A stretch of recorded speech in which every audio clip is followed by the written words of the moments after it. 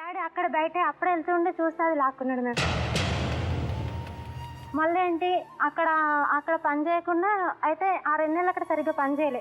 ఇంతలో ఇంకా నాకు బెడ్ పెట్టలే అనమాట. మా మేనమామలు మా మమ్మీ వాళ్ళకి 6 అన్న తమ్ములు వాళ్ళందరూ ఇక్కడే ఉంటారు, గ్లాస్ వర్క్ చేస్తారు. వాళ్ళ దగ్గరికి ఇక్కడికి వచ్చిండు. రూమ్ తీసుకొని వచ్చినాక బాబాయ్ 2 నెలలు అవుతున్నావు కానీ ఇప్పుడు రూమ్ అంటే సామాన్ అంటే కొంచెం ఖర్చు ఉంటుంది కదా, ఇద్దరు చెరొక డ్యూటీ చేసుకోండి, నువ్వు ఖాళీ ఉన్నప్పుడు ఇప్పుడు పని నేర్చుకుంటూ ఇప్పటి నుంచే నేర్చుకోవాలంటే ఇంట్లోకి వెళ్ళదు కదా అని వాళ్ళు అన్నారు. అన్నాక ఎక్కడ చక్కగా వెళ్తా అనేది చూసుకుంటా అనేది ఎక్కడ చక్కగా చేయకపోతుంది. వచ్చేసరికి ఇంట్లోనే ఉంటుంది. ఏమైంది వెళ్ళలేదా అంటే నేను డ్యూటీకి వెళ్తున్నప్పుడు ఏమైంది డ్యూటీకి వెళ్ళలేదా అంటే ఎందుకు చేయను నేను ఇట్లనే రివర్స్ మాట్లాడుతుంది. ఏదైనా కొంచెం గట్టిగా మాట్లాడితే ఓహో నీ మామూలు ఉన్నారని రుబాబు చేస్తున్నావు ఇక్కడ అట్లా ఇట్లా మాట్లాడుతుండే. మా ఇంటి పక్కనే మా పెద్దమ్మ ఉంటుండే. ఇక అట్లా అంటే నేను ఫస్ట్ నెల జీతం తీసుకొచ్చి బ్రీఫ్ కేసులో పెట్టి వెళ్ళిపోయింది మేడం డ్యూటీకి. ఆ జీతం నేను వచ్చేసరికి ఆయన తెచ్చుకొని వెళ్ళిపోయింది మేడం ఇంట్లోకి వెళ్ళి. వచ్చేసరికి లేడు, డబ్బులు లేవు, బ్రీఫ్ కేసు ఇరిగిపోయింది. ఏంటి అని చూస్తే 5 రోజుల దాకా ఇంటికి రాలే. ఇంకా సడన్గా ఏం చేస్తాడో తెలియదు, ఉంటాడో ఏదైనా మాట్లాడుతుంటే సీరియస్ అవుతాడు, కొడుతూనే ఉంటాడు, నెత్తి నుంచి కొడుతూనే ఉంటాడు. అప్పటి నుంచే ఒకరోజు ఏం చేసింది, తాగి మధ్యాహ్నం 3 గంటల వరకు పోయి మా అత్తమ్మ అంటే మా 4వ అత్తమ్మ, మా మమ్మీ వాళ్ళ 4వ తమ్ముని భార్య పోయి ఆమె చేయి పట్టుకున్నాడు తాగి. వాటర్ పిన్ని అంటే ఆమె వాటర్ తీసుకొచ్చి ఇచ్చిందంట, మామూలు తాగొచ్చు కదా, పోయి చేయి పట్టుకున్నాడు ఆమె. మా అమ్మ వాళ్ళ పక్కన ఒక ఆమెకి రైకుంటే ఒకరోజు పోయి ఆమె ఇంట్లో పోయి ఆమె చేయి పట్టుకున్నాడు. డైరెక్ట్ షాపులో కానీ పోయి సిగరెట్ తీసుకుంటాను ఆమె చేయి పట్టుకున్నాడు. కొంచెం పని చేస్తే నాకు డబ్బులు చేతికి తీసుకొచ్చి ఇయ్యడు. ఆయన తీసుకురావడం వరకు ఆయన పని చేసుకోవడం వరకు ఆయన ఎక్కడ చేసుకునేది తెలియదు. కాకపోతే నైట్ తాగొచ్చినప్పుడు మాత్రం కొడుతుండే, పోతుండే, ఊరికి వెళ్ళిపోతుండే, అమ్మ వాళ్ళ ఇంటికి వెళ్ళిన దింపుతుండే. లేకపోతే మామయ్య వాళ్ళ షాపులు ఉంటే షాపుల కాడ పోయి గొడవ చేసుకుని వస్తుండే. మా ఇంటికి ఒక 10 ఇళ్ళ దూరంలో ఒకరోజు బగ్గ డ్రింక్ చేసి మొత్తం చెట్టు అంటు పెట్టుకున్నాడు మేడం. చెట్టు అంటు పెట్టుకుంటూ పైనుంచి ఎవరో చూసి బాబు చూసి ఊరికొచ్చి వాటర్ అంతా పోసినాను. ఇంటికి వచ్చి పెద్ద పెద్ద అరుపులు, వేరే వాళ్ళు తీసుకొచ్చారు. ఇంటికి వచ్చి పెద్ద పెద్ద అరుపులు అరుస్తుంటే మా ఏం చేయాలని అర్థం కాక చేతిలో 1 రూపాయి లేదు.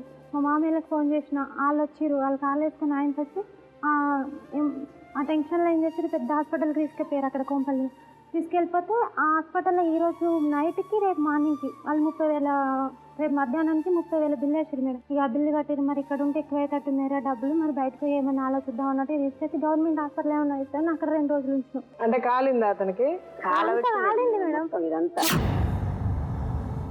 ఊరికి వెళ్ళిపోయినాం మేడం, సామాన్ అంతా అమ్మాలి ఇంట్లో ఊరికి వెళ్ళిపోయినాం. అక్కడికి వెళ్ళినాక అంటే గొడవ నాతోటి ఇట్లనే అట్లనే అంటే 8 నెలలు అయిపోయింది. 8 నెలలు అయిపోయినాక ఇక్కడ నేను అప్పటికే డ్వాక్రా గ్రూప్లో మా అత్తమ్మలు అందరం మేము డ్వాక్రా గ్రూప్లో ఉన్నాం. ఆ సిగ్నేచర్ కోసం వాళ్ళు ఇక్కడికి రమ్మన్నారు మేడం, పిలిచిరు.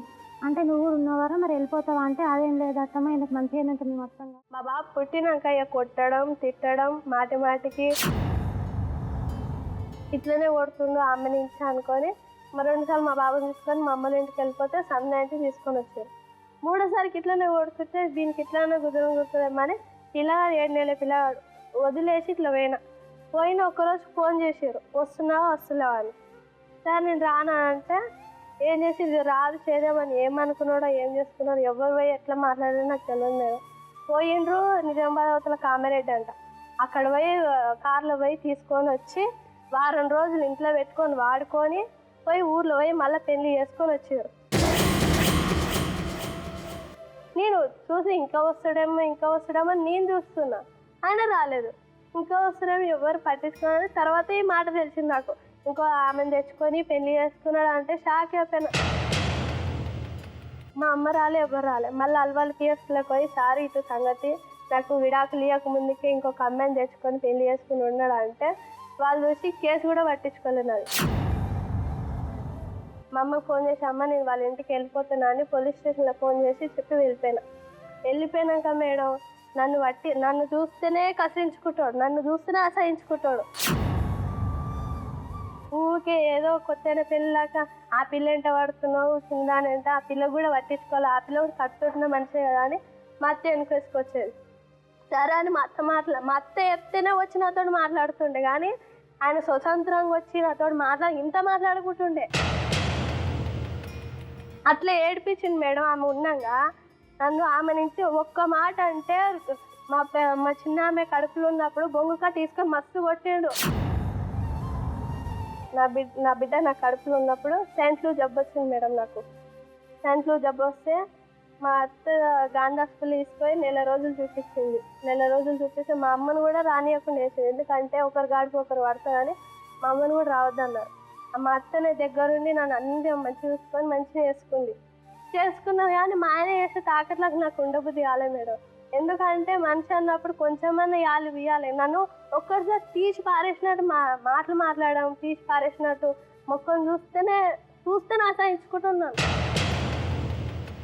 కదిరించుకోకపోవడం, పిల్లలకి ఎట్లుంది ఏముంది అని ఒక్క మాట అడగకుండా ఉండడం, ఆ వల్ల భరించుకోలేక నాకు ఉండబుద్ధి కాక చెరువు ఉంటుంది, ఆ చెరువుకు నేను చచ్చిపోతాను నా పిల్లని తీసుకొని పోయినా. పోతే మా వాళ్ళు మా అన్న మా ఆయన వచ్చి అట్లా ఇలా అని కులం పంచాలు తీసుకొచ్చి మాట్లాడిపించారు. నాకు ఉండబుద్ధి అని నేను ఉండను చేయనని ఒక మాట అన్నా. ఉండను అన్నప్పుడు ఒక్క మాట ఏమని ఉండే, ఉండను అంటున్నా, అది ఉంటుందో పోతుందో నీకు అన్నది. అది ఉంటుందో పోతుందో మధ్యలో వచ్చింది, మధ్యలో ఉంటుంది మధ్యలో పోతా అనుకోక నువ్వు పోతా అంటున్నా అని ఒక్క చెంప దెబ్బను కొట్టి ఆ రోజు ఇంటికి నాడు అని ఇంత ఒక్క లేచిపోతుందిగా. ఆమెకి ఇష్టం లేనప్పుడు నాకు కూడా ఇష్టం లేదు అని అన్నాడు. మాటికి ముందు దమ్ము రోగంది, దగ్గు రోగంది అని అంటారు. ఆమె వచ్చినప్పటి నుంచి మాత్రం నాకు అన్ని అష్ట కష్టాలు తప్ప నాకు ఏ రోజు ఆయనతో కవ్వలేదు. ఒకసారి ప్రేమగానే నేను మాట్లాడలేదు. 4 సంవత్సరాలు వచ్చిన ఆమెకు మా ఆయనకు విడాకులు ఇచ్చి అయితే బాబుని తీసుకొని పాపని నాకు ఇచ్చారు. పాపని ఇచ్చినాక మళ్ళీ నాతోటే రివర్స్ 10,000 తీసుకున్నారు వాళ్ళు. ఎందుకు ఏమో నాకు తెలియదు. కులం పంట గాంధీలా కష్టపడ్డంత వాళ్ళ మా అత్త గాంధీ ఆమె డెలివరీ అయినందుకు కష్టపడ్డదని కట్టించుకున్నారు 10,000. నాతో ఇంకా 10,000 పిల్లని ఇచ్చి నాతో ఇంకా 10,000 తీసుకుని పిల్లని తీసుకున్నారు. పిల్లని తీసుకొని రూపాయి వాళ్ళ కొంగులో కట్టేసి వెళ్ళిపోయింది. ఇక ఆయన ఇచ్చిపెట్టిన సంవత్సరం కల్లా మళ్ళీ వచ్చి మళ్ళీ మాట్లాడింది. 2 నెలలు మంచిగా ఉన్నారు. అయితే ఓ రోజు నేను ఫోన్ చేసి ఏమైనా నువ్వు కూడా పట్టించుకోకొచ్చినా అని ఏదో మాట తిట్టి సైలెంట్ ఉన్న ఇంటికాడ మా మామూలు ఇంటికాడ ఉన్నా, మా అమ్మల తమ్ముని ఇంటికాడ ఉంటే ఏం చెప్పిండో ఏమో వాళ్ళ అమ్మలకి నాకైతే తెలియదు. మా అత్త మా బాబోలు మా ఆయన అందరూ ఉరికొచ్చారు. వచ్చి నా బిడ్డ నా కొడుకుతోటి మళ్ళీ మాట్లాడుతుందంట, వద్దు అనుకున్నది పోయింది, మళ్ళీ వచ్చి ఎందుకు మాట్లాడుతుందా అని మా అత్త అంటే ఎవరు మాట్లాడారు అని నేను ఏం చేసిన మా ఆయనది గల్లబట్టి అంతే. ఇక కొట్టుడు, పిల్ల సంకలు ఉంది మస్తు కొట్టిండు, నైట్ మీద ఉన్న మస్తు కొట్టిండు నాతిరి వచ్చి కొడితే అదే బట్టల మీద నేను అలవాటు తీసుకపోతే వద్దామా మా అమ్మని బెదిరిస్తే మా అమ్మ వచ్చి కంప్లైంట్ వాపస్ తీసుకో, మా అమ్మని ఇల్లు అమ్ముతా అంటారు అది అమ్ముతా అని బెదిరిస్తారు అట్లా ఇట్లా అంటే సరే అని మళ్ళీ వాళ్ళకి చెప్పి కంప్లైంట్ వాపస్ తీసుకొని వచ్చిన మేడం. అయితే ఒక ఆయన సంబంధం చూసింది నాకు, పెళ్లి కాలే అబ్బాయికి, నాతో ఫస్ట్ మ్యారేజ్. ఒప్పుకోలేదు, దానికి ఒప్పుకోకపోతే నేను చేసుకో నీకో లైఫ్ ఉంటుంది కదా అట్లా ఇట్లా అంటే సరే అని పోయి ఉన్నా. ఉంటే వాడు చేసుకున్న నెలకి ఏమంటాడు, నీ మోడు ఎందుకు ఇడిచిపెట్టిండు, దేనికి ఇడిచిపెట్టిండు, నువ్వు ఏమి వేసినందుకే నేను ఇడిచిపెట్టి ఇంకోదాన్ని తెచ్చుకున్నాడు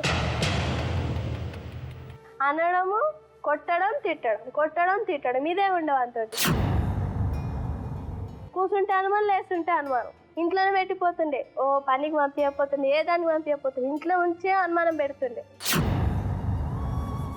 మళ్ళీ పిల్లని ఊకే బెదిరియడం కొట్టడం అయితే నాకు ఆ పిల్ల నుంచి ఉండబుద్ధి కాలేదు. పిల్లని ఎవరికో ఒకటింది వీడు కొడుతుంటే నాకు ఎందుకు బాధ అని